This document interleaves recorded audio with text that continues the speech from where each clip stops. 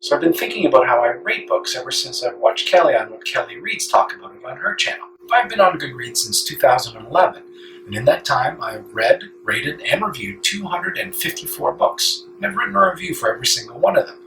It's something I enjoy doing, and I think BookTube is a natural extension of that.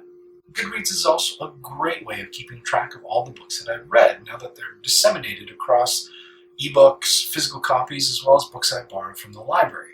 But that's it. I don't announce books that I'm reading, I don't keep track of the books that I'm currently reading, and I don't make use of the to-be-read bookshelf on Goodreads. For that, I have a secret Pinterest board. That way I can monitor the book, who recommended it, and why. And I know it's a little crazy, but I don't like people knowing what's on my TBR list. Really, it's just about 24 books that I closely monitor over time. If there's a title there that's languished for the past 6 months, that's it. It gets expunged, expired, deleted, and I move on. What's really great is I'm surrounded by bookish people with fantastic recommendations, and I know that you love the latest Jonathan Franzen book, and you think I would love it too, especially considering how much I liked his corrections and freedom. But that's really not something I plan on getting to in the next 6 months, so it's not going to get added to the list. And it's not like I don't value your taste or your judgment, although frankly for some of you that is the case. I just know where my head is at, and so it doesn't get added to the TBR, and so super double secret Pinterest board. For the most part, Goodreads is just used to rate my books. I have an cumulative average of 3.67 stars for all my books. Frankly, I'm a little rubbish at giving out stars to books, but you know what, I've been doing it this way for so long, it'd be impossible to change now. So apropos of nothing, this is how I rate books. 5 stars? I've rated 28 books out of all the books I've read 5 stars. So that means about 10% of my reads have achieved Magical Rainbow Unicorn status. These are books I've love unequivocally, would happily reread again in a heartbeat. And whether it is the fantastic writing of Americana or A Constellation of Vital Phenomena, all the feels of Tiny Beautiful Things and I Kill Giants, or the storytelling of The Rook or Where'd You Go, Bernadette, these are all fantastic reads. Now 4 stars. 4 stars is my bread and butter. This is where the majority of my books fall into. And I know it does seem a little like I'm indiscriminate about handing out 4 stars. Like, you get a 4 star, you get a 4 star, everybody gets a 4 star. But the thing is, I'm not one of those free spirits that can wander into a bookstore and get taken in by a pretty cover or a back page blurb. If I'm going to spend a couple of days reading this book, I'm going to need some reassurances. And that can mean a recommendation or a best of list from a booktuber or a literary publication. Even a literary review in a Dead Tree print media actually gives me some reassurance. And then there's the cumulative weight of social mention. For example, take Tony Tulo-Tamuti's latest book, Private Citizens. I hear about it first on All the Books podcast, gets a mention and a recommendation from Liberty Hardy. Check. She makes references to David Foster Wallace. Check. I see that he's being interviewed in Electric Lit later in the week. Check. Find out that he's Asian American. Check. Now, despite all these social proofs, at no point have I actually found out what the book's about.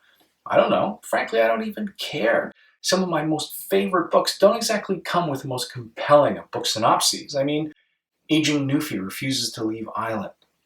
So it gets added to the TBR list, and there it'll sit.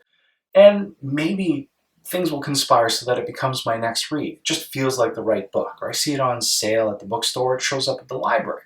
But it could just as easily languish on the TBR pile for months without another boost, let's say an interview from Seth Meyers or, I don't know, a BookTube review. It could languish and eventually just get turfed. And that's just how it goes. All I'm saying is there's already a lot of weight behind that book, so 4 stars is not that uncommon. And sometimes I wish there were half stars, and I know you're probably thinking, well, if you'd use your star rating system correctly, you wouldn't need half stars. Well, screw you and your rational arguments. 4.5 star books just aren't quite the magical rainbow unicorn status of a 5 star, but are still at the very least multicolored llama. They're still great books, just not fantastic books. And then there's 3 stars. 3 stars I can still recommend, still enjoy. There may have just been a slight problem. A hastily put together finale, or a long plotting middle section, or unnecessary character tangents. Just minor things. And I'm the first to admit that the problem could have been me. Maybe this is a book that required huge swaths of reading at a time. Someone that could take big gulps as opposed to the tiny sips that I could afford it. Maybe it requires a little effort on the part of the reader that I wasn't able to give. Nothing wrong with the book, it's me. Maybe it just needed a better editor. 3.5 stars is like, well, I really enjoyed the book. I just couldn't pinpoint exactly what was wrong with it. 2-star reviews. I used to have 2-star reviews, but now I just DNF them. And I do not rate books that I don't finish. And before I DNF it, I give it a good chance. I'm at least 100 pages in, although I've DNF'd books 400 pages in. It's just not worth it anymore. I drop books. It is so tough when you're dragging your ass through a 2-star book and suddenly you're finding excuses not to read. And it's like you're back in high school and it's the assigned reading. It suddenly feels prescriptive. And the time it takes you to crawl through that 2-star book, you probably could have read 2, maybe 3 great books. And then once you're done, reading slump. And suddenly subsequent books are affected by that. That's it. It's not worth it. Kick it to the curb, drop it and run. Just explain. It's me, not you. 1 star. Now, a smart person would probably utilize all the stars afforded to them. I'm already not using 2 stars for DNFs. 1 star is like this dry and arid wasteland of all the fucks I give. I mean, who the heck would subject themselves to a 1-star book? Do people actually hate read books?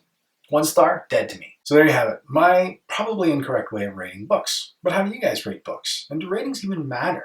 Do you utilize the rating system for some sort of bookish algorithm, like you don't read a book unless it has a cumulative rating of 4 stars or better with over 5,000 reviews? And all you Power Goodread users out there, how are you using Goodreads? I know I could probably be squeezing a lot more functionality out of this webpage. How do I do it? Offer your suggestions in the comments below. Otherwise, I hope you're having a great reading week. Talk to you later.